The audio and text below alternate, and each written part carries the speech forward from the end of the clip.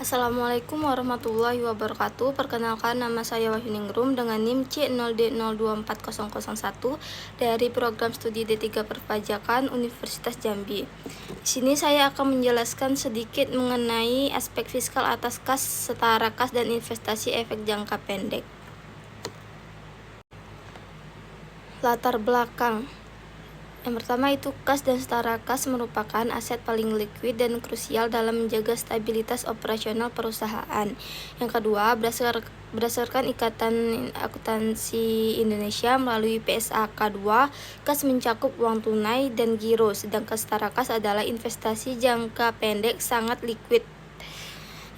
Yang ketiga itu penempatan dana dalam efek jangka pendek itu bertujuan menjaga keseimbangan likuiditas dan profitabilitas.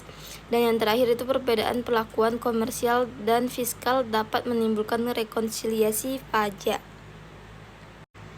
Selanjutnya itu ada jenis kas dan setara kas. Kas itu ada 3. Yang pertama kas di tangan, kas kecil, kas di bank atau giro atau tabungan. Sedangkan setara kas itu ada 2. Yang pertama itu deposito jangka pendek, yang kedua instrumen pasar uang yang sangat likuid.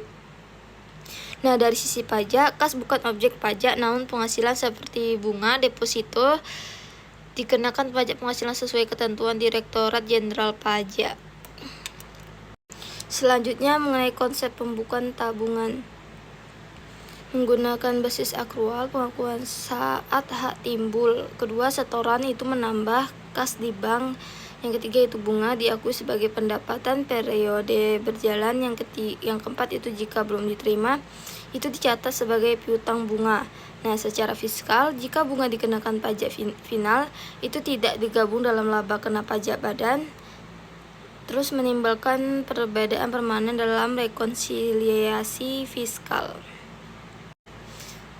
Berikutnya ada klasifikasi investasi pada efek. Berdasarkan PSAK 71, dasar klasifikasi itu ada 2. Yang pertama model bisnis entitas. Kedua karakteristik arus kas kontraktual. Terus jenis instrumen itu ada 2. Yang pertama instrumen utang, obligasi atau surat utang. Yang kedua instrumen ekuitas atau saham. Pengukurannya biaya perolehan diamortisasi. Yang kedua nilai wajar melalui laba rugi. Yang ketiga nilai wajar melalui penghasilan komprehensif lain. Selanjutnya pelakuan pajak atas investasi. Efek utangnya itu pendapatan bunga itu dapat dikenakan pajak final atau tarif umum PPh badan.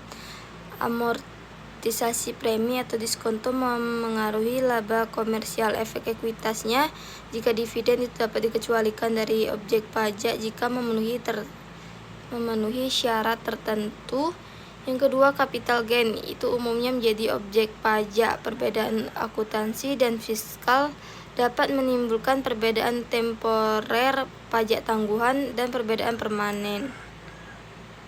Nah, kesimpulan dari materi yang saya jelaskan ini, yang pertama kas dan setara kas itu mencerminkan tingkat likuiditas perusahaan. Yang kedua investasi efek jangka pendek berfungsi sebagai strategi optimalisasi dana. Yang ketiga standar akuntansi dan regulasi pajak memiliki pendekatan berbeda dalam pengakuan dan pengukuran.